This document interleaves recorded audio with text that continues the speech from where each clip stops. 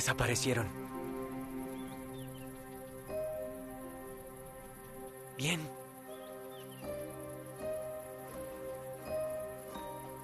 Ahora no tengo nada.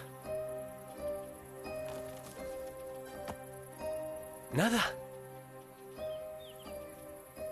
Soy hombre libre. ¡Soy libre! ¡Soy libre! ¡Soy libre!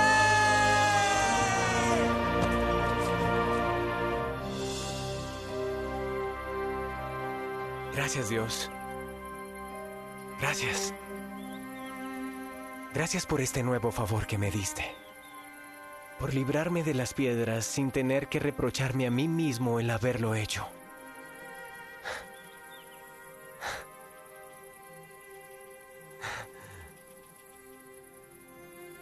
No existe bajo el sol un hombre tan afortunado como yo.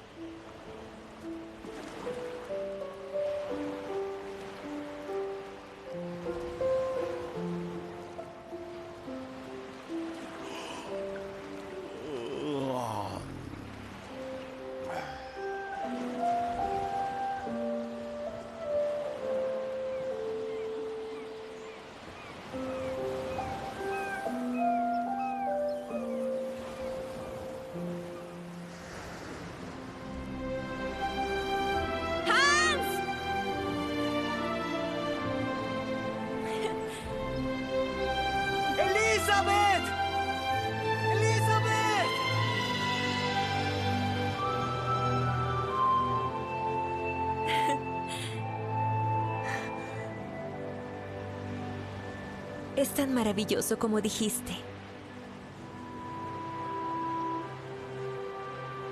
Mira, mi madre vive allá. Y ese es el bote de mi padre.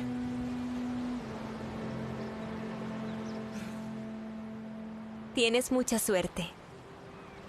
Eso no se puede comprar con dinero ni oro.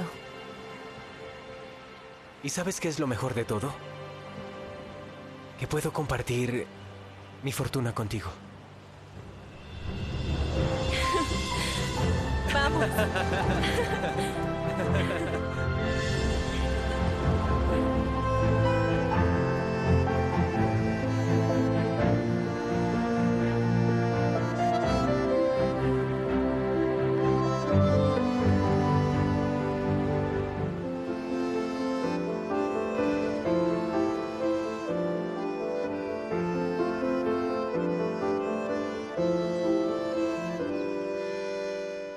Este programa es patrocinado por Azúcar Manuelita, que produce el mejor azúcar del país. Dentro de 15 días estaremos celebrando Semana Santa, semana de solemnidades dedicada a pensar en Cristo Jesús, que nos amó hasta el extremo de entregar la vida, derramando su sangre para salvarnos.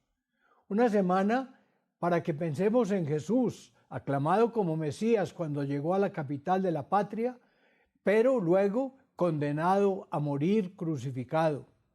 Una semana en la que nuestro Maestro y Señor nos dejó su cuerpo y su sangre en la Eucaristía.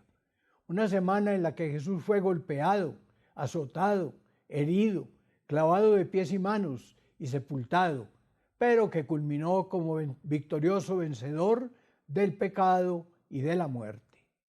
Dios mío, en tus manos colocamos este día que ya pasó y la noche que llega. A continuación, RTVC Noticias, emisión central. Este programa es para toda la familia. No contiene escenas de sexo ni violencia. Los menores deben estar en compañía de los padres o un adulto responsable. Contiene sistema closed caption. Este programa fue financiado con recursos del Ministerio de las TIC. RTVC Noticias, emisión central.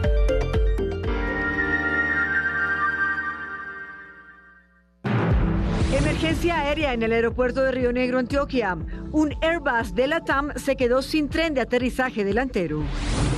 Cuando el aparato tocó la pista se vieron llamas. El pánico para los pasajeros en la cabina fue inmenso.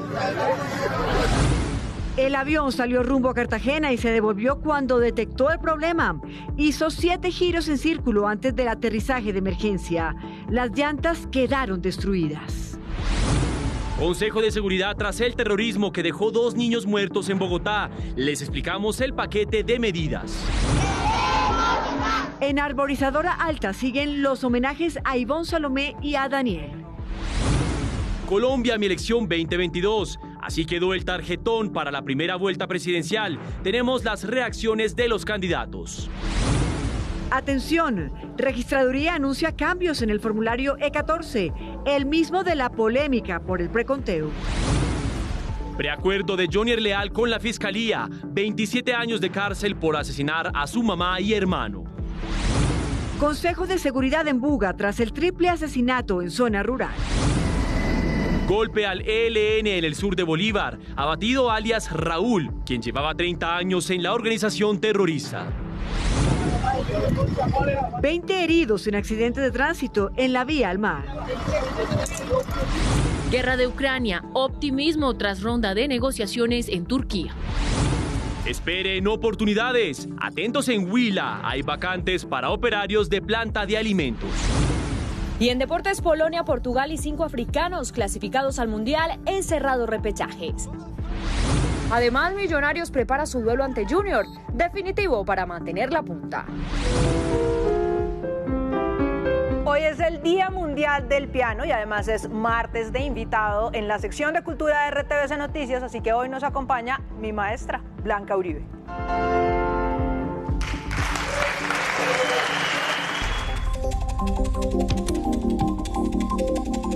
Emergencia en el Aeropuerto Internacional de Río Negro, Antioquia. Un Airbus de LATAM tuvo un aparente fallo en el tren delantero y regresó tras hacer una maniobra de vuelo en círculo para quemar combustible.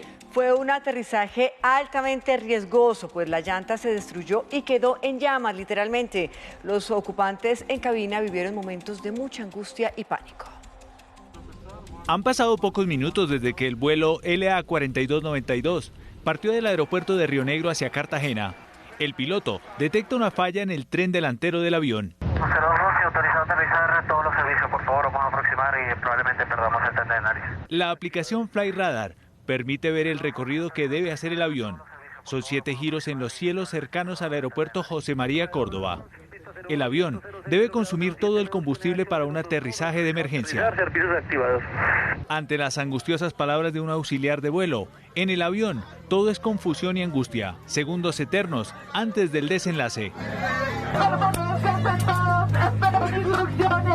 En la pista todo está preparado.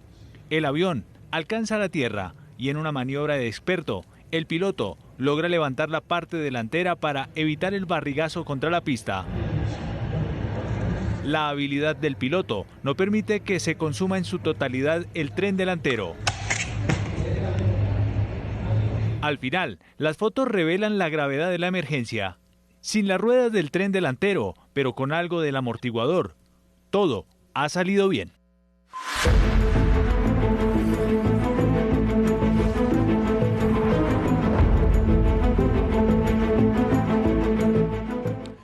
Hoy el el presidente Duque encabezó un consejo de seguridad tras el caso de terrorismo en Bogotá que dejó 2 niños muertos. Se adoptaron varias medidas que buscan evitar posibles nuevos ataques. Saludamos a John López. John, muy buenas noches. Que sea usted quien nos cuente esas medidas que fueron tomadas. Hola Mateo, muy buenas noches. Pues al término de este Consejo de Seguridad que usted menciona, del cual hicieron parte las principales autoridades del país y de la ciudad de Bogotá, se determinaron algunas acciones o medidas. Una de ellas, incrementar el pie de fuerza en la capital del país, sobre todo en la zona sur, en las localidades donde se tiene conocimiento que operan algunas bandas criminales que han llevado a este tipo de atentados en la ciudad de Bogotá.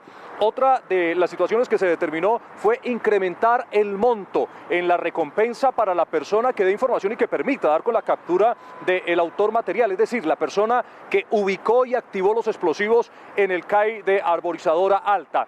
Y otro de los puntos es incrementar también los controles y la vigilancia con los municipios vecinos a la ciudad de Bogotá, sobre todo aquellos que están ubicados en la Cordillera Oriental, sitio que habría sido escogido por los grupos como una especie de corredor criminal.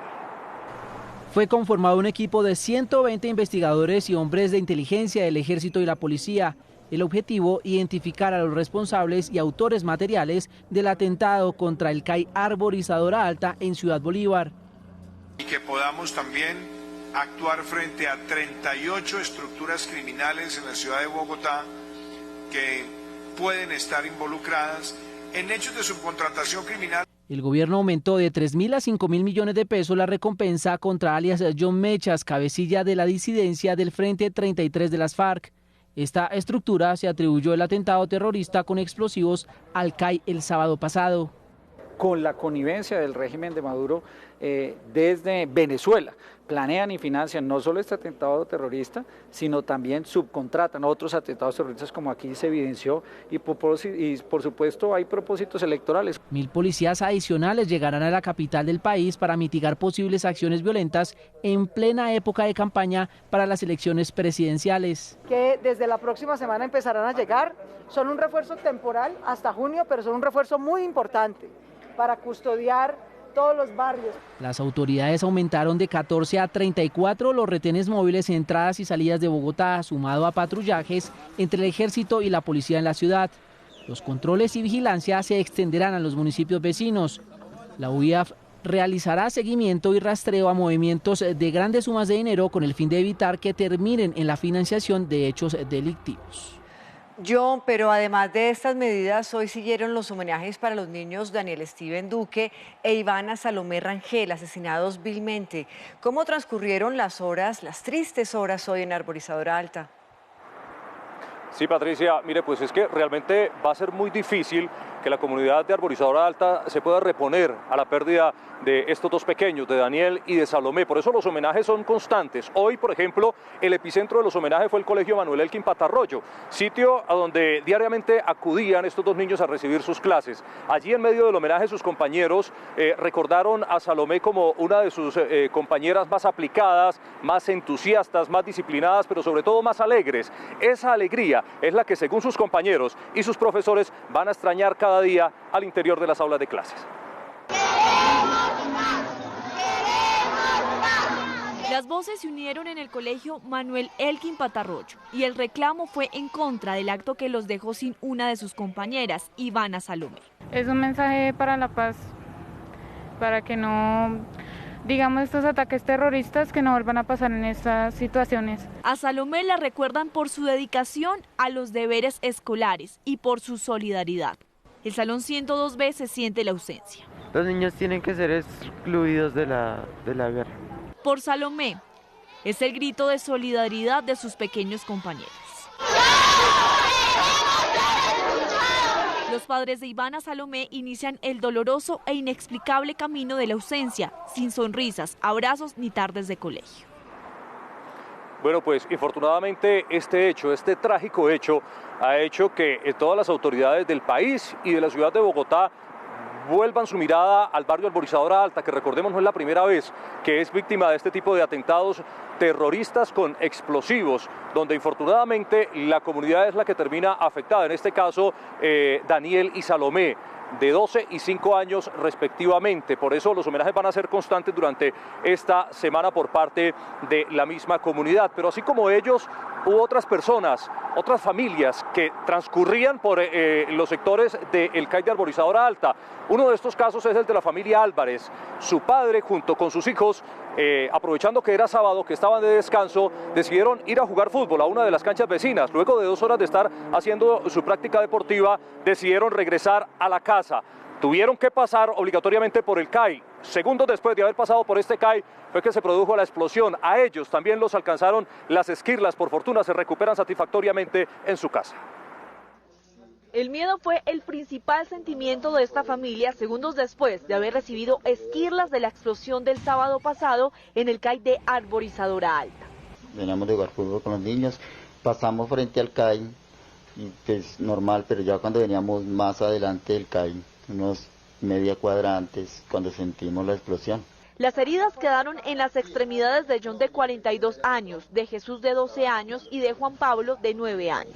Yo caigo sobre los niños cubriéndolos y cuando yo voy a recogerlo, a mandar la mano a recoger al niño más pequeño, es cuando veo que estoy herido de la mano. No conocieron ni a Daniel ni a Salomé, las víctimas mortales de este brutal atentado, pero saber que los reunió la fatalidad les despierta la solidaridad. Tan pobrecita la familia porque ya iban apenas a comenzar como la vida, a estudiar más como para salir adelante y pasó lo de la bomba y murieron. Los hermanos Álvarez y su padre ya se recuperan en casa. Otros 30 heridos ya fueron dados de alta en el hospital de Meissen y otra niña de solo 2 años aún está en recuperación.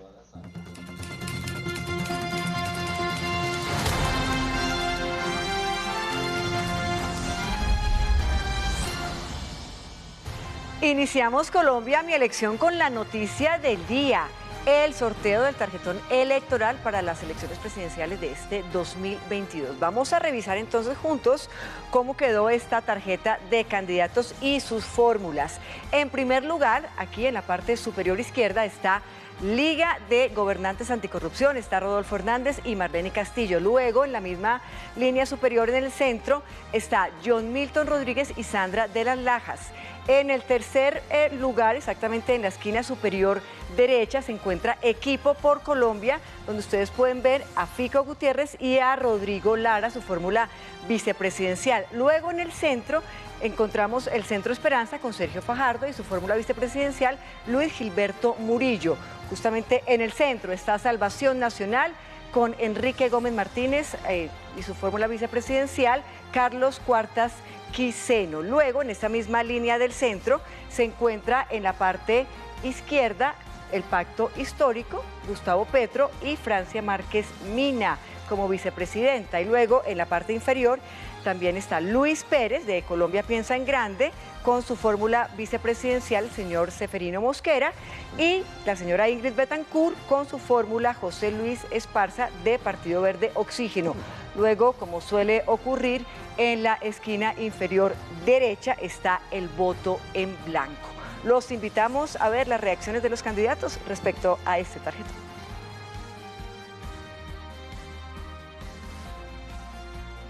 Que definirá los comicios del próximo 29 de mayo generó reacciones en los aspirantes al primer cargo de la nación. Ya me tocó el primer puesto en el tarjetón. Yo se lo había advertido. Primer puesto en el tarjetón y ganar también en primera vuelta. Estamos en un lugar maravilloso. ¿Qué lugar nos tocó, Sandra? Bueno, como puedes ver, estamos en la parte superior del tarjetón, en toda la mitad del mismo. En redes sociales fue tema de conversación que el nombre del candidato Gutiérrez aparezca Fico. No, yo estoy inscrito y en el tarjetón se puede hacer como Fico Gutiérrez, así está el registro y es por supuesto y todo está dentro de la ley. La tarjeta electoral tiene varias características, entre ellas que está elaborada de papel ecológico. Esta tarjeta fue concertada el día de ayer con todas las campañas políticas y con la misión de observación electoral. Tendrá un tono azul en su reverso. Abajo la casilla del voto en blanco completa el diagrama de 3 en vertical y horizontal. Y mientras se definía el tarjetón, la actividad era intensa en debates y reuniones. Una de las imágenes del día fue por cuenta del candidato Luis Pérez, quien exhibió una bandera de Colombia con una hoja de marihuana. En el debate de la Universidad Externado participaron 5 de los 8 candidatos a la presidencia. Gustavo Petro hizo su propuesta sobre la fuerza pública. Se reforma la policía y se acaba el SMAT. Luis Pérez propuso que la mata de marihuana esté en la mitad de la bandera de Colombia. Que cambiáramos la bandera. Enrique Gómez se refirió al ICETEX. Hay encuestas del ICETEX que hablan que incluso el 80% de los receptores de beneficios se mantienen ampliamente insatisfechos. John Milton Rodríguez habló del maltrato familiar y de la reforma a la justicia. El sistema judicial en Colombia, el sistema de la Fiscalía es un fracaso en eso. Ingrid Betancourt habló de salud mental. Las personas más afectadas hoy en día por los temas de depresión y de violencia son las mujeres. La Asociación Colombiana de Camioneros decidió darle apoyo a Federico Gutiérrez. Son más de 370.000 camioneros. El sector genera 1.400.000 empleos. Sergio Fajardo y Rodolfo Hernández sostuvieron reunión a puerta cerrada. Coincidimos con Rodolfo Hernández en que la lucha contra la corrupción es el principal problema que tiene Colombia. Mañana Federico Gutiérrez sostendrá reuniones con el Partido Conservador y el expresidente César Gaviria, meta que tiene Gustavo Petro de reunirse con el expresidente liberal. Y hoy se conoció el preacuerdo judicial entre Jonier Leal y la Fiscalía. El confeso asesino de su madre y su hermano propone ir a la cárcel 27 años. El juez deberá dar el aval. El acuerdo incluye una pena en la cárcel de 330 meses, es decir, 27 años y 5 meses por el asesinato de su hermano Mauricio Leal y su mamá Marlene Hernández. Y una multa de 200 salarios mínimos mensuales legales vigentes. La audiencia duró cerca de 4 horas y ante él la Fiscalía presentó el preacuerdo con Jonier Leal en busca de agilizar la justicia. Una vez terminada la intervención del fiscal, inició la discusión, pues las víctimas reclamaron no tener todos los elementos probatorios. La Fiscalía no puede ir atrás de los señores representantes de víctimas. Oiga, señores, recíbanos estos elementos. Esto generó la reacción del abogado Elmer Montaña. Mintió el fiscal Burgos. Eso no es cierto. Le mintió de manera intencional a la señora jueza. Ante estos hechos que se presentaron en medio de la diligencia, la jueza 55 penal del circuito de Bogotá hizo un llamado al fiscal Burgos y al abogado de las víctimas. Es rol de cada uno de ellos, como fiscalía y como apoderados de víctimas, estar atentos en este entendido a que se les entregaran los elementos materiales de prueba y la Fiscalía a correrle traslado de ellos. Para el 22 de abril se fijó la nueva fecha de audiencia donde se definirá si se acepta o no el preacuerdo que se dio luego que Jonier Leal aceptara su responsabilidad en el doble homicidio. 3 personas fueron asesinadas en Buga, Valle del Cauca. Al parecer, y según las autoridades, sería un caso relacionado con disputas entre bandas criminales por el control de la zona. Carlos Gutiérrez, los saludo, muy buenas noches. Cuéntenos usted los detalles de lo que ha pasado. Mateo y Televidentes, muy buenas noches. Sí, señor, después de una hora de reunión, las autoridades locales y departamentales, específicamente la policía, el ejército y el alcalde de Guadalajara de Buga, determinaron que este hecho que ocurrió en la zona rural de esta localidad ubicada en el sur del Valle del Cauca, pues obedece a una retaliación entre miembros de bandas dedicadas al control de la droga. Y allí ya determinaron que hay un hombre que está liderando toda esa comercialización de los estupefacientes. Por eso se ha determinado adelantar unas labores de búsqueda para ubicar a los autores materiales de este hecho. Las personas asesinadas en zona rural de Buga tenían entre 22 y 38 años de edad. Eran de nacionalidad venezolana. Les pegaron tiros de gracia, entonces de pronto se sabe que las personas que realizaron este hecho pues conocían a las víctimas. Los cuerpos fueron hallados al interior de una vivienda de la vereda Chambimbal La Campiña. De acuerdo con la investigación, el crimen estaría relacionado con el narcotráfico. Importante señalar que el día de hoy se realizó una operación contundente contra una estructura dedicada al microtráfico y homicidios, donde se logra la captura de 11 personas con sus cabecillas. La Defensoría del Pueblo emitió una alerta temprana durante el 2021 ante el riesgo que vive el municipio en materia de orden público. Fue abatido alias Raúl del ELN del sur de Bolívar. Según las fuerzas militares, era un antiguo criminal con 30 años en ese grupo. Alias Raúl, según las fuerzas militares, comandaba el Frente Luis José Solano Sepúlveda del ELN, que opera en el sur de Bolívar, especialmente en la serranía de San Lucas, zona en disputa con el Clan del Golfo. Lo acusan de terrorismo contra la población civil, secuestros y activación de artefactos explosivos. Se le acusa de haber asesinado a un soldado y haber ordenado el asesinato de 2 patrulleros de la Policía Nacional, así como el secuestro de uno de ellos. Al momento de la operación estaba acompañado de otros hombres supuestamente integrantes de este grupo criminal y presuntamente encargados de ejecutar secuestros en esta zona. Además, se encontraban con este bandido 4 integrantes de esta agrupación terrorista. 2 de ellos fueron heridos en combate y atendidos de acuerdo al derecho internacional humanitario. En la operación también se incautó un arsenal de guerra, dinero en efectivo, material de intendencia y panfletos alusivos a la organización ilegal. Y las fuerzas militares entregaron un balance de las operaciones en Putumayo contra la llamada Segunda Marquetalia. 11 personas, presuntos integrantes de ese grupo, fueron abatidos. Más de 5 horas duraron los combates contra el Frente 48 de la Segunda Marquetalia en el caserío Alto Remanso, zona rural de Puerto Leguízamo, Putumayo. El resultado: 11 muertos, todos integrantes de este grupo criminal. ¿Quién es alias Bruno? Es el que se encargaba en el caserío de Alto Remanso de reunir la población civil, de recibir la pasta base de coca para comercializarla y les cancelaba. Al parecer, entre ellos estaría alias Bruno, señalado de ser el cabecilla de esta estructura criminal. En las operaciones, 4 personas resultaron heridas y fueron trasladadas a un centro médico. Una mujer en estado de embarazo resultó con una herida en una pierna. En la misión también fue herido uno de nuestros soldados que se encontraba combatiendo en este área general y ahorita se encuentra en cuidados en nuestro hospital militar. En el lugar fueron incautadas 6 armas de fuego, material de intendencia y municiones. Las autoridades realizan labores para identificar a quienes murieron. En la vía Ciénaga-Barranquilla, una tractomula se chocó contra un bus de turismo. Más de 20 personas resultaron heridas. Conectamos ya mismo con Elsie Beleño. Elsie, muy buenas noches. ¿Cuál es el estado de salud de estas personas?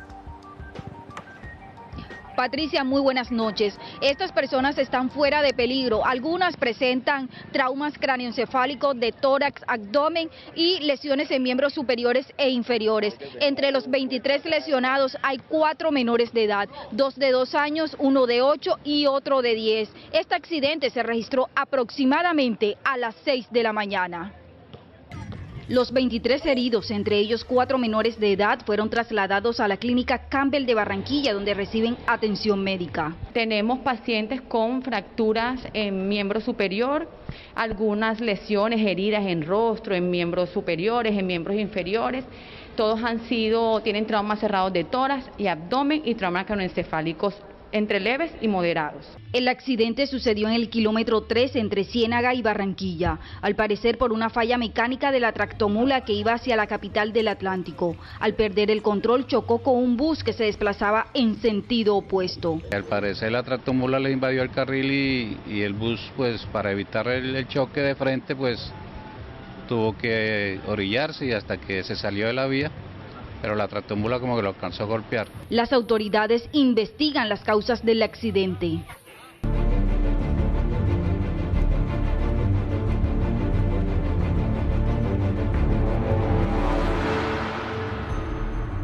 Buenas noches. Rusia se comprometió hoy a una desescalada en torno a Kiev y otra ciudad de Ucrania. Este hecho generó señales positivas en la última ronda de negociaciones que se llevan a cabo en Turquía. Sin embargo, las potencias occidentales llamaron a no bajar la guardia hasta verificar que Moscú cumple con su palabra.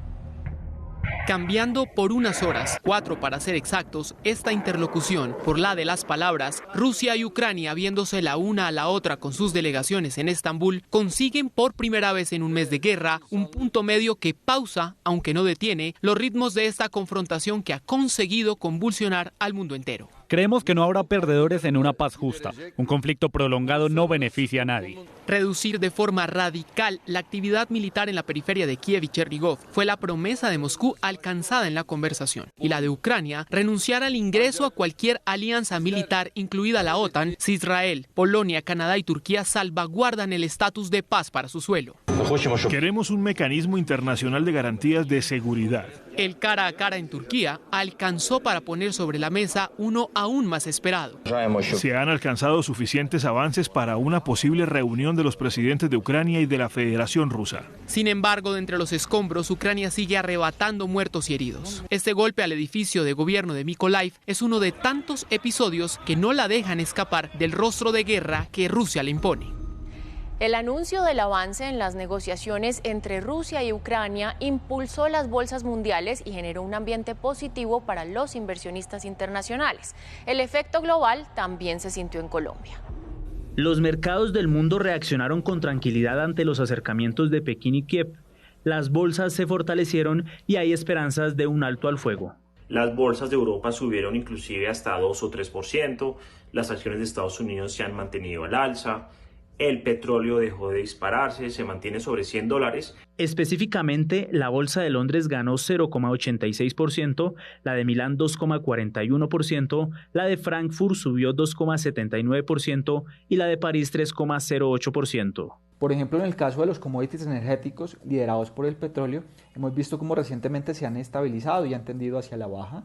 También ha sucedido algo similar con los metales preciosos, como lo es el oro, el cobre y la plata. Colombia no fue ajeno al tema.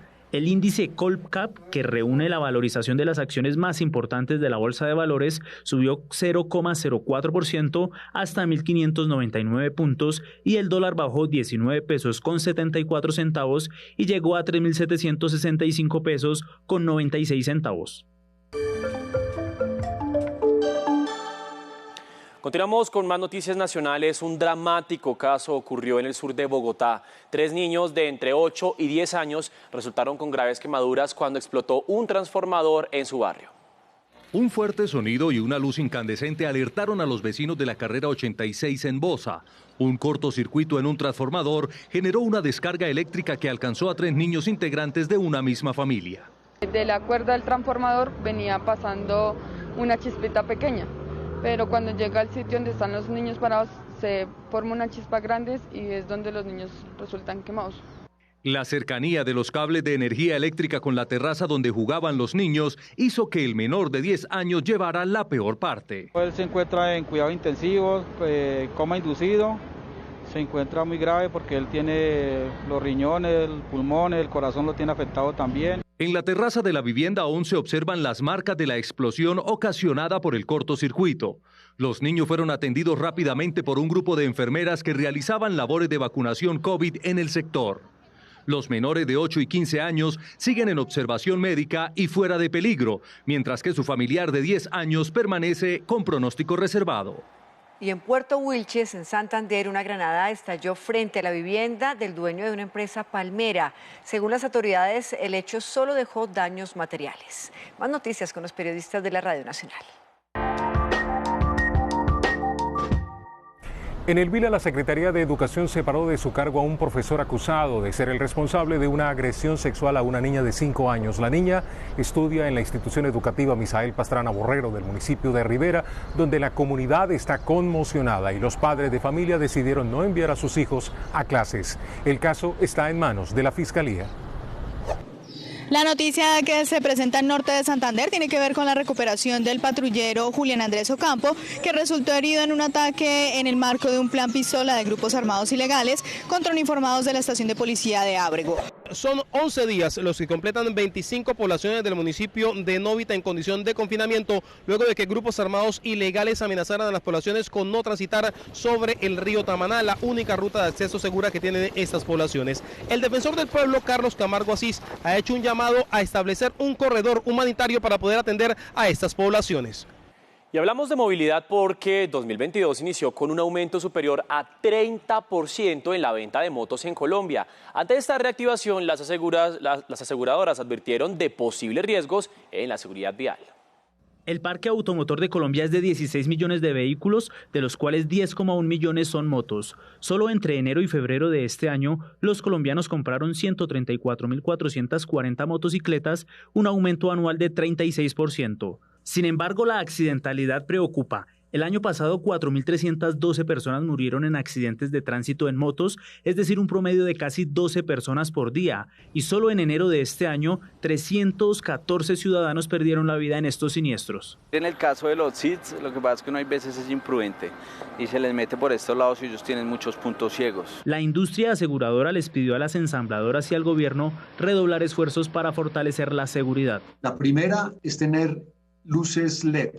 Porque pues cuando usted monta en motocicleta de noche, pues usted necesita una mejor visibilidad.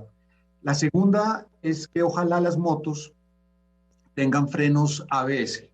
El casco que debe estar certificado. En Colombia muchos de los cascos que se venden en el mercado no cumplen con las normas internacionales de seguridad. Estadísticas de Fenalco dicen que 95% de las personas que compran motos lo hacen para transportarse hacia sus empleos o trabajar de forma independiente. En las calles la gente confirma estas cifras. De aquí a Soacha, usted aquí un carro se le puede demorar hora y media en ese trancón. Usted en moto se demora la mitad. Por tiempo y dinero, el transporte, todo. Fue por transporte personal del trabajo, casa trabajo, porque el transporte público estaba muy pesado. En la mayoría de los accidentes, las víctimas mortales son menores de 35 años.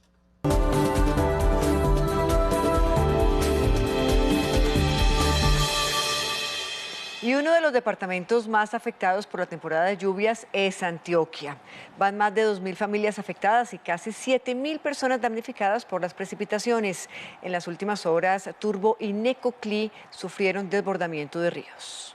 El golpe climático crecerá en el Urabá, en Magdalena Medio y el oriente antioqueño. Según el Centro Regional de Pronósticos y Alertas de Antioquia, las precipitaciones se incrementarán entre un 20 y un 40% el próximo mes. El Turbo sí se viene haciendo un trabajo de limpieza de los caños y de algunas quebradas y ríos. Las lluvias provocaron 3 muertes y más de 6.000 personas afectadas en Antioquia. 268 viviendas que se han generado, pues que se han reportado como afectadas, familias afectadas, 6.576. El aumento de las lluvias sumado al fenómeno de la Niña causaron hasta hoy 52 emergencias en el departamento, la mayoría de ellas por deslizamientos de tierra. Y el otro departamento con grandes afectaciones en el país es el Valle del Cauca.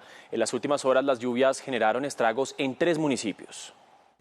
En 24 de los 42 municipios del Valle del Cauca se presentaron lluvias durante las últimas 24 horas. En Roldanillo, 14 viviendas resultaron inundadas por el rebosamiento del alcantarillado. Se presentaron derrumbes, remociones en masa en la vía principal que de Costa Rica conduce al corregimiento de Junta y sus veredas. En este momento tenemos varias remociones en masa sobre la vía. No tenemos vía en este momento, igualmente la vereda Juntas y el corregimiento de Portugal.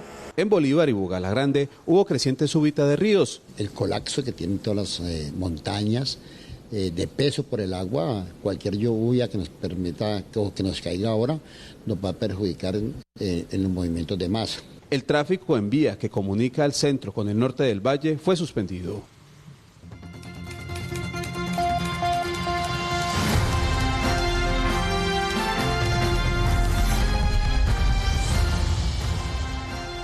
Tenemos más información de Colombia, Mi Elección 2022, porque la Registraduría Nacional anunció cambios en el formulario E14. Recordemos, el de la polémica por inconsistencias en el preconteo de las legislativas. Según la Registraduría Nacional, los cambios en el formulario E14 y en la designación de jurados buscan evitar problemas en el diligenciamiento de los mismos, una vez termine el preconteo en la primera vuelta presidencial. Este formulario es pequeño, lo hemos agrandado, pero la novedad es que estamos incluyendo la foto también de la tarjeta electoral. Esto es para evitar cualquier equivocación. Se anuncia que para la verificación de conteo de los votos se tendrá monitoreo constante por parte de la Registraduría Nacional. Se va a hacer control en tiempo real sobre todo lo que se transmita ese domingo. ¿Con qué objetivo?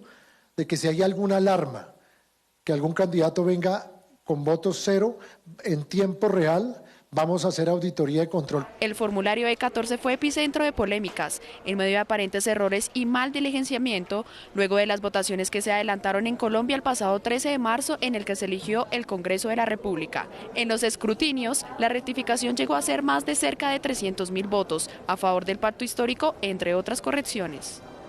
Es martes de cifras del DANE y hoy vamos a hablar de un tema relacionado con Colombia Mi Elección 2022.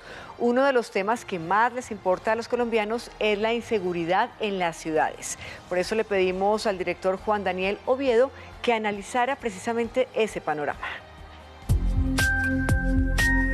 Muy buenas noches. Las estrategias de seguridad ciudadana deben estar basadas en formas democráticas que fomenten la participación política y sobre todo la participación institucional a la hora de mejorar la confianza entre los ciudadanos y las autoridades alrededor de este fenómeno que es tan importante para la calidad de vida de los habitantes como es la seguridad.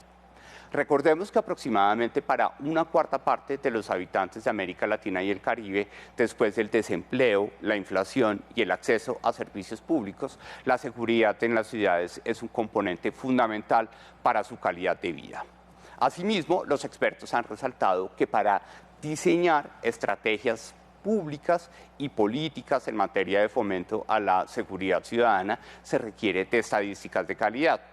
Y este es el caso de Colombia, en donde el DANE desde el año 2012 mide anualmente cuáles son las condiciones de victimización y de percepción de seguridad a lo largo de las ciudades más importantes del país y más recientemente en la zona rural.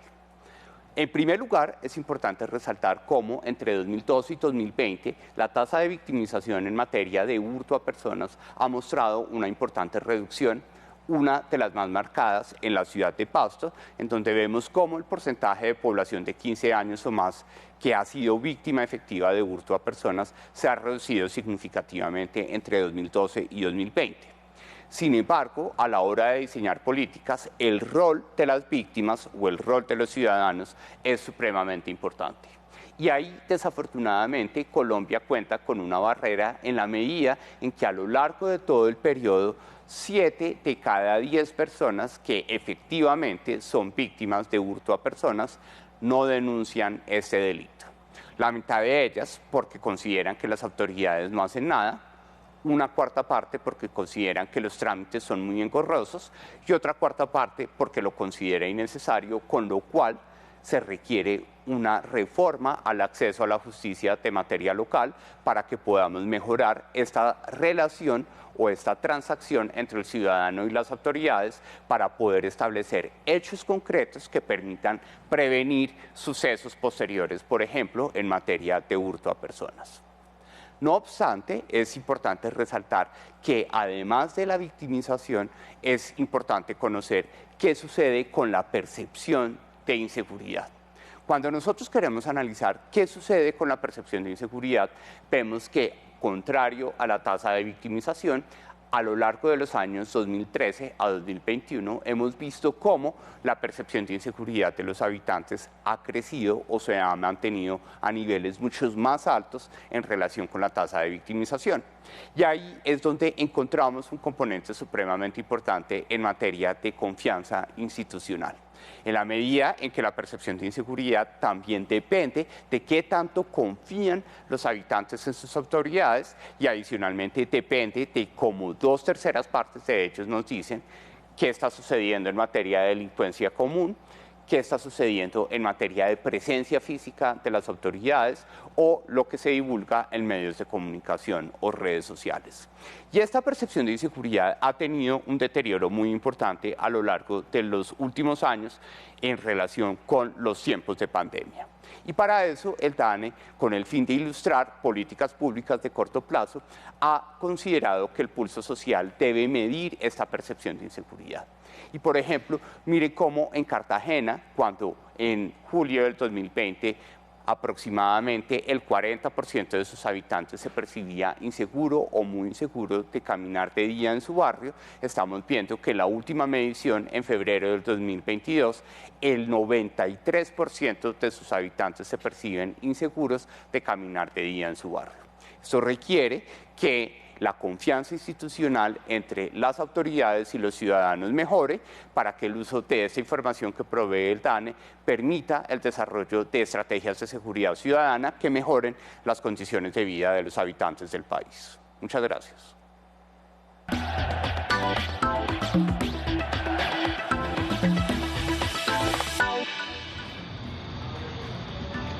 Muy buenas noches, bienvenidos a la información deportiva. Hablamos de nuestro fútbol profesional colombiano, porque este miércoles Millonarios recibe al Junior de Barranquilla en el estadio El Campín. Todo esto con la posibilidad y con las ganas de sumar esos 3 puntos para estar en la parte alta de la tabla de posiciones y ser el líder. Pues bueno, nosotros con este partido les recordamos que se cierra la fecha número 13 de la Liga Betplay. Junior visita Bogotá y Millonarios tiene un compromiso luego del triunfo de Nacional. Es una motivación más que tenemos, porque no dependemos de nadie para llegar al primer lugar nuevamente. Y eso te tiene que motivar a ti cuando entres a la cancha. Nosotros ganando somos primeros. Y hay que cuidar las ganas del Tiburón de un triunfo en la capital después de 5 años de sequía en la liga. Es un equipo que le gusta mucho la posesión de balón. Es un equipo que le gusta mucho jugar en 3 tercios de cancha. Es un equipo que por los costados son muy fuertes. Hay varias novedades. Vuelve Andrés Román y Elvis Perlaza jugará por la lateral izquierda. Con Perlaza intentamos y pensamos que podemos ganar fútbol, podemos ganar posesión de balón. Si nada extraordinario ocurre, Álvaro Montero será el portero titular ante Junior. En defensa estarán Román, Ginás, Murillo y Perlaza. La primera línea de volantes con Larry Vázquez y Steven Vega. Eduardo Sosa, Macalister Silva y Daniel Ruiz en la segunda línea de volantes y arriba, Jader Valencia. Y ahora vamos con el deporte blanco porque comenzó la Copa Colsanitas en la ciudad de Bogotá. Recordemos que este torneo va hasta el 11 de abril. Pues nosotros en RTVC Noticias hablamos con María Camila Osorio, que es la campeona y que quiere defender su título allí en la tierra batida de la capital. Más allá de su éxito sigue siendo la de siempre. Camila Osorio disfruta estar con la gente y mucho más con todo ese cariño que le expresan. Una vez me gritaron te amo. Del puesto 186 al 33 son 153 puestos de ascenso en un año que demuestran su clase. Algo extraordinario y que de verdad no lo esperaba. No, la verdad no. O sea, obviamente uno tiene como ese sueño, ¿no? De voy a estar, no sé, 100 del mundo, voy a avanzar, voy a estar...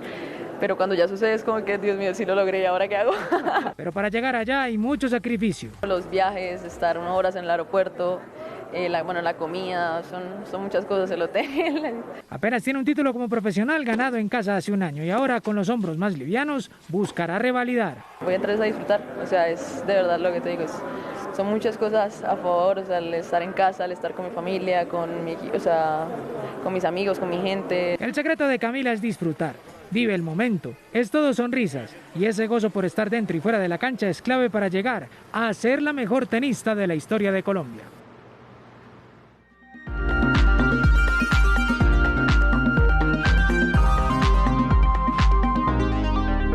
Y hay buenas noticias para los artistas y los seguidores del arte colombiano. Resulta que Mateo López, artista plástico, está inaugurando hasta el 30 de abril una exposición en Nueva York en el Casey Kaplan, que es una de las galerías de arte contemporáneo más prestigiosas, en la que hace una alusión a lo indígena, a todo lo que tiene que ver con la zona de los Andes y sobre todo con los tejidos que tenían que ver con los pueblos que habitaron ese lugar. La exposición se llama La ropa que habito y estará en Nueva York. En otras noticias, además, les cuento que todos los que pensamos que las momias más antiguas del mundo eran las egipcias, estamos equivocados. Al parecer, las primeras momias que existieron fueron chilenas, pero mejor que sea Juan Sebastián Ramírez, Lord Cultura, quien nos cuente.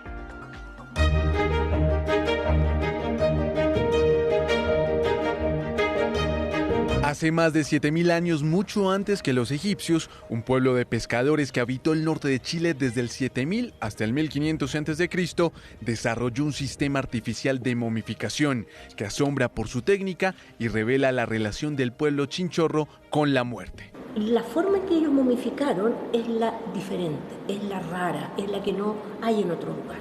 Eso es básicamente, porque ellos son cazadores, son recolectores, son gente que vivió en la costa. Hasta el día de hoy son las momias más antiguas del mundo.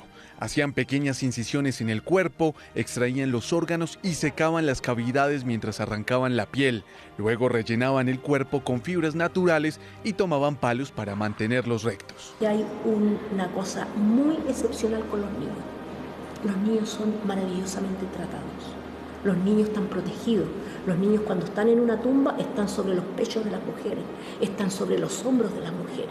Los chinchorros habitaron zonas con niveles altos de arsénico en el agua, lo que habría causado partos prematuros y una alta mortalidad infantil. La momificación sería una respuesta emocional de los padres frente al dolor de estas pérdidas. Todo este espacio es como el espacio de cementerio, donde se encuentran diferentes cuerpos.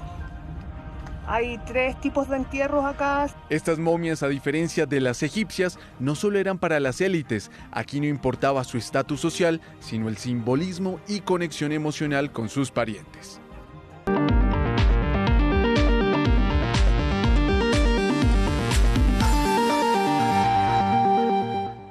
Más noticias en RTVC, Emisión Central. El precio de los alimentos sigue afectando el bolsillo de los colombianos. Fedesarrollo pronostica que para el cierre de 2022 la inflación llegará a 6,4%. Este sería el efecto de esas variaciones en la canasta familiar. El precio de los alimentos seguirá afectando la economía de los hogares colombianos. Según Fedesarrollo, en marzo la inflación será de 8,4% y en 2022 cerrará en 6,4%. Estamos hablando de los alimentos, de la educación, del vestuario, del transporte y también, por supuesto, de cosas relacionadas con el ocio. El componente más importante en la canasta familiar para la gran mayoría de colombianos sigue siendo los alimentos. Los colombianos han tenido que reducir sus gastos. Extender la plática y ahorrarse. Si antes gastaba algo en cosas así, pues ya no comprarlas. El tinto para el 2021 lo compramos en 1.000 pesos, ahorita lo estamos comprando en 1.500. Se ha sentido el aumento de enero para acá, sobre todo. Nos toca a todos sacar del bolsillo porque pues si está caro, pues nos toca comprar. Según los analistas, la inflación seguirá en aumento hasta mitad de año. Según prevén, las tasas de interés subirán 5% para ponerle un freno a la inflación.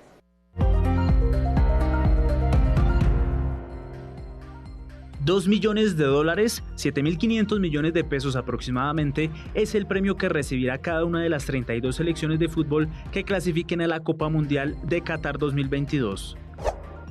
1,9 billones de pesos por año es el pago del SOAT por la atención de accidentalidad en motos, según el gremio de las aseguradoras. El precio interno de la carga de café bajó 5.000 pesos y llegó a 1.920.000 pesos. 5,75% es la nueva proyección de crecimiento económico para Colombia en 2022 que anunció el Fondo Monetario Internacional. Y una decisión disciplinaria en contra del ex senador Eduardo Pulgar y una operación humanitaria por un secuestro en Cauca hacen parte del siguiente resumen informativo en un minuto. La Procuraduría destituyó e inhabilitó por 12 años al excongresista Eduardo Pulgar por sobornar a un juez. Con esta decisión en primera instancia, Pulgar no podrá volver a ejercer cargos públicos por el periodo del tiempo de la inhabilidad. El ELN liberó a 5 personas secuestradas en Ocaña, en norte de Santander. La liberación de los ciudadanos fue adelantada por una misión humanitaria de la Defensoría del Pueblo y un representante de la Iglesia Católica. Tras un combate entre la fuerza pública y disidencias de las FARC, el ejército rescató a 3 secuestrados en el municipio de Timbo, Cauca. En el operativo fueron capturados 3 integrantes de la organización delictiva.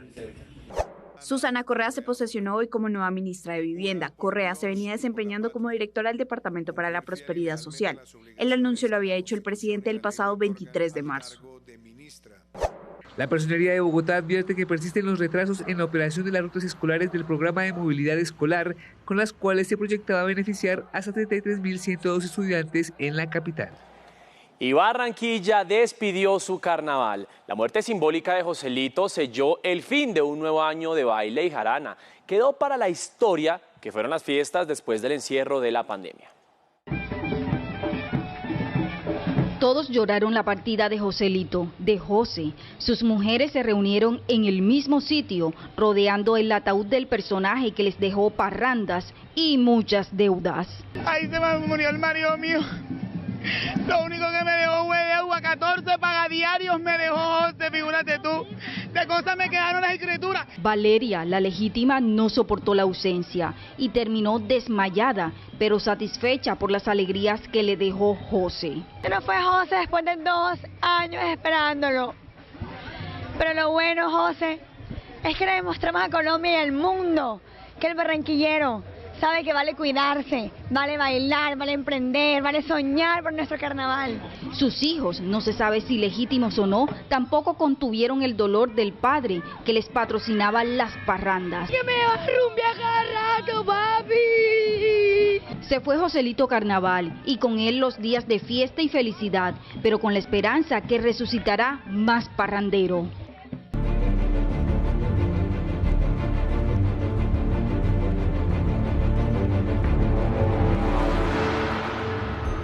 Y en RTVC Noticias les mostramos cómo están las cifras que deja la guerra. La ONU elevó a 1.151 la cifra de civiles muertos en Ucrania. De estos, 103 son menores de edad.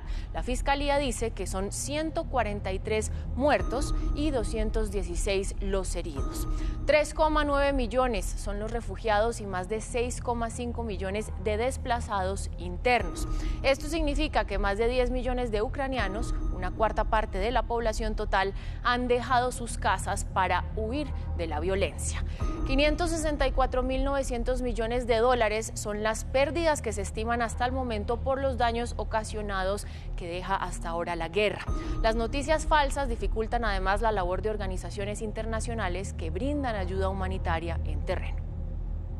El conflicto en Ucrania ha desatado una tercera guerra mundial por la desinformación. Eso aseveró hace unos días la viceministra ucraniana de Relaciones Exteriores y su teoría tiene asidero si se tienen en cuenta las denuncias que hizo hoy la Cruz Roja Internacional. A medida que las necesidades aumentan cada hora, nuestra capacidad para brindar la asistencia humanitaria que tanto se necesita se ve comprometida hoy por una oleada de información errónea y desinformación sobre nuestro trabajo. La invasión rusa es también una guerra que libran las grandes empresas tecnológicas que manejan la información que circula permanentemente en el mundo. Dentro del enorme flujo informativo hay propaganda y noticias falsas que, según la Cruz Roja, pueden causar daño a quienes brindan ayuda humanitaria en terreno. Y es que el alto número de muertos y heridos en Ucrania crece con el paso de los días y lo que está ocurriendo es, según Amnistía Internacional, una repetición de la guerra en Siria, como el ataque de civiles y el empleo de municiones prohibidas por el derecho internacional. Por eso resulta fundamental que los medios de comunicación desarrollen nuevas técnicas de investigación digital, para verificar lo que circula en redes y que dicha documentación pueda ser utilizada ante la justicia en tribunales que hayan abierto investigaciones sobre posibles crímenes de guerra.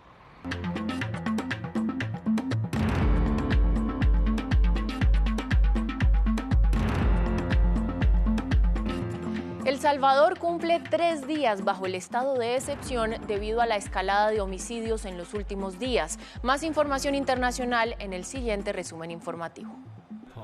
La reina Isabel II reapareció en una misa en honor de su difunto esposo, el príncipe Felipe, tras sufrir problemas de salud que la llevaron a ausentarse de varios actos públicos. Isabel llegó a la abadía de Westminster cogida del brazo de su hijo Andrés, que también reapareció tras su acuerdo extrajudicial con una mujer que lo acusó de agresión sexual cuando ella era menor. Al menos 5 personas murieron en ataques ocurridos en la ciudad cercana a Tel Aviv. La policía indicó que el autor fue abatido sin revelar su identidad. Se trata del tercer ataque de este tipo en Israel en una semana. El primer ministro israelí, Naftali Bennett, convocó una reunión de seguridad, mientras que el presidente palestino Mahmoud Abbas condenó los ataques. Shanghái registró un fuerte aumento de los casos de COVID-19 a pesar del confinamiento parcial decretado en la capital económica de China, donde viven unos 25 millones de personas. Esto provocó una estampida hacia los supermercados donde las estanterías quedaron vacías. El presidente mexicano Andrés Manuel López Obrador negó hoy que su gobierno oculte información sobre la desaparición de 43 estudiantes en 2014, como señaló un grupo independiente que investiga el caso y los familiares de las víctimas de Ayotzinapa. Llegamos a oportunidades. Atentos en el Huila porque hay 128 vacantes disponibles para operarios de planta de alimentos. Vean cómo postularse.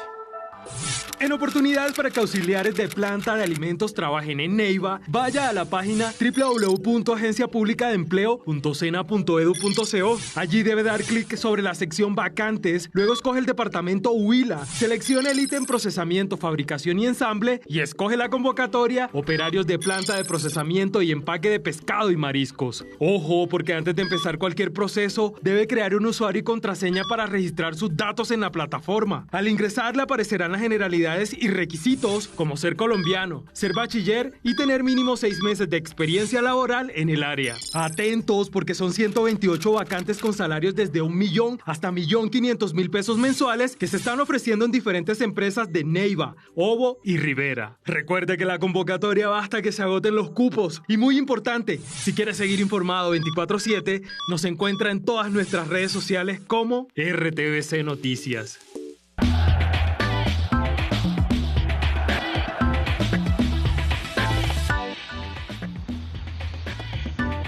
Seguimos con más información deportiva con los clasificados al Mundial de Qatar, porque fueron 2 los de UEFA y 5 de África los que consiguieron ese etiquete para el próximo Mundial, que será en Qatar. Pues las estrellas del fútbol mundial sacaron su casta con sus selecciones y ya tienen su tiquete asegurado. En el segundo tiempo, el hombre del Manchester United volvió a ser protagonista y selló el tiquete luso a Qatar. Robert Lewandowski es el héroe protagonista de su selección. Al minuto 49 el juez pitó penal para Polonia y De Best convirtió 20. Tras 120 minutos llegaron los penales y los láser sobre los egipcios. Mohamed Salah botó el penal, Eduard Mendy atajó y Sadio Mané hizo vibrar el estadio Abdoulaye Yeguey. Argelia recibió a Camerún, que rápido tomó la delantera por intermedio de Eric Maxim Choupo-Moting. Empatada la serie, se jugaron 30 minutos más. Al 118, Ahmed Touba empató en casa y Argelia estuvo a punto de celebrar, hasta que al 120+4, Kartoko Ekambi hizo el milagro y Camerún festejó a rabiar. Del 2 al 10 de julio, todos los colombianos desde cualquier lugar podrán correr por nuestros héroes. Esta es una carrera que es organizada y apoyada por la Corporación Matamoros, que justamente cumplió 35 años logrando esta causa tan importante para los héroes de nuestro país. La Corporación Matamoros celebra 35 años trabajando por los héroes de Colombia. Los cantantes y compositores Andrés Cepeda y Alejandro Santamaría se unieron al homenaje para recaudar fondos en beneficio de los miembros de las fuerzas públicas heridos y con discapacidad adquirida en el ejercicio de su deber. Es un evento deportivo que nos invita a todos a participar, a reconocer el esfuerzo de nuestras Fuerzas Armadas, a entender por qué estamos luchando todos por la misma causa. Quiero invitarlos a que participen en la carrera por los héroes, es una gran causa, pueden hacerlo desde cualquier parte de Colombia, lo bueno es que es virtual. Actualmente 49 héroes de la patria se benefician con el programa de becas de educación superior de la corporación, el cual usted podrá apoyar participando de esta carrera. Porque cuando en una sociedad tenemos unos héroes que han tomado una decisión única frente a cualquier otro ciudadano de inclusive prestar un juramento para ofrendar su propia vida por salvar o por proteger al resto de los colombianos. Para inscribirse y participar ingrese a www.carreraporloshéroes.org. A su casa le llegará el kit para que del 2 al 10 de julio corra en el lugar que lo prefiera por ellos, nuestros héroes.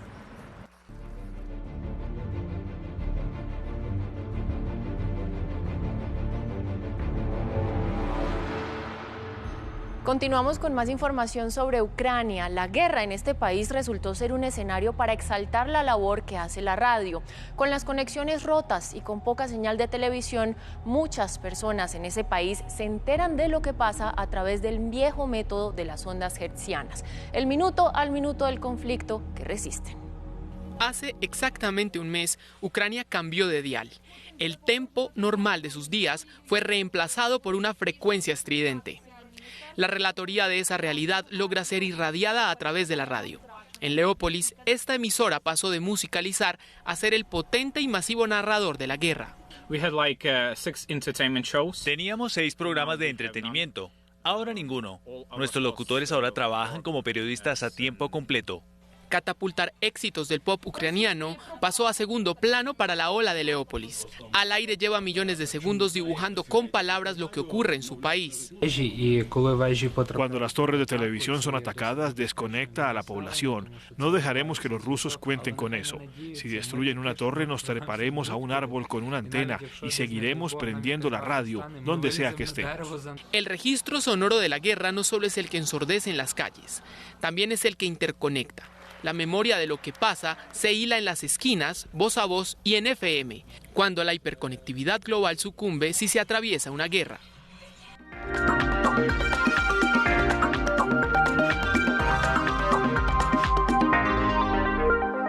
Y hoy es martes de invitado en RTVC Noticias y lo saludo desde acá, desde este lugar, porque hoy el piano lo tiene otra persona, lo cedí felizmente a alguien a quien admiro mucho. Les voy a hacer una confesión: cuando yo estudiaba piano tenía muchos ídolos, muchos pianistas a los que admiraba, pero todos eran hombres, ninguna mujer. Y por supuesto no me sentía representada en ninguno, hasta que alguien me habló de Blanca Uribe, que es pianista colombiana, estudió en Viena, luego en Estados Unidos, fue finalista del concurso Chopin, fue tercer lugar en el concurso Van Cliburn, luego fue jurado de ese mismo concurso. Mejor dicho, coleccionó premios por todo el mundo. Comencé a seguirla, a escuchar su música, quedé impresionada con el sonido, con la fuerza, con la emoción con la que tocaba y, larga historia hecha corta, luego la vi en concierto, quedé todavía más sorprendida, me firmó este programa de mano que ustedes están viendo acá, que dice: para Laura, con cariño, Blanca, y finalmente me convertí en su alumna. Está con nosotros esta noche mi maestra, Blanca Uribe. Muchas gracias, encantada. Maestra, había algo que usted me decía cuando tomábamos clases y era que las obras tenían que estar tan bien tocadas que si a mí me despertaban a las 3 de la mañana y me decían toque el repertorio, yo tenía que poder hacerlo. ¿Cierto? ¿Era o no era verdad? Sí, más o menos, sí. Yo quiero preguntarle a usted cuál es esa obra que si a usted la despiertan a las 3 de la mañana usted puede tocar perfectamente. Pues no sé si la puedo tocar toda, pero sí puedo tocar.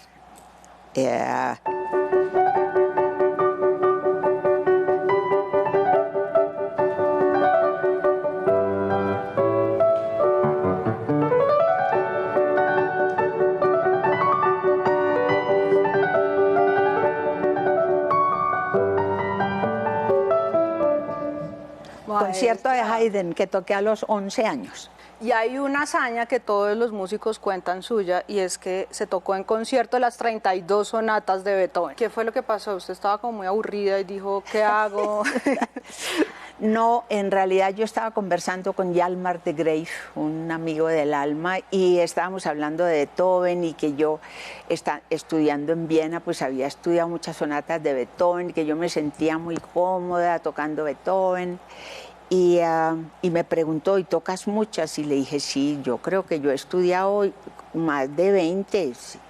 Entonces, al año siguiente se celebraba los 150 años de su muerte, en 1777.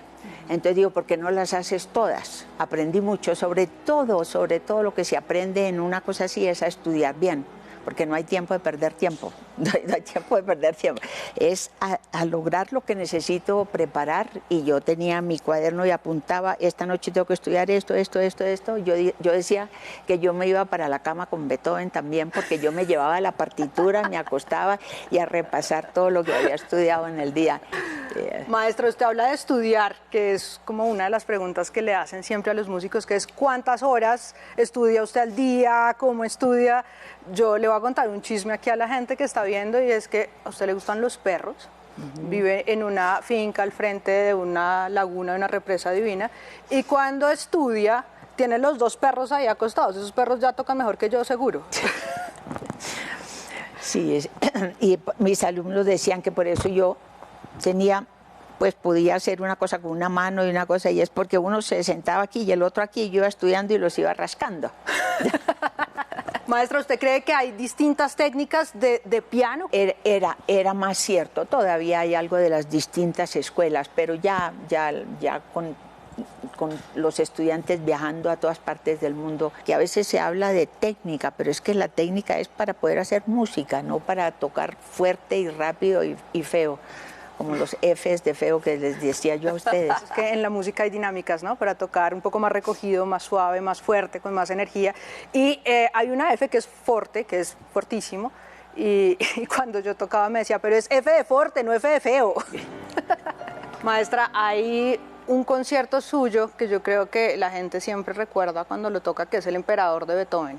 Y se lo piden todo el tiempo. Y cada que usted ha dicho, yo me retiro este año, le dicen, bueno, maestra, despídase con El Emperador. Hay algunas obras que físicamente como que te cuadran más, no te causan tanto, pues no estrés, sino dificultad técnica o dificultad sonora. Y esto del movimiento lento, yo a este no le encuentro el pedal. Esto...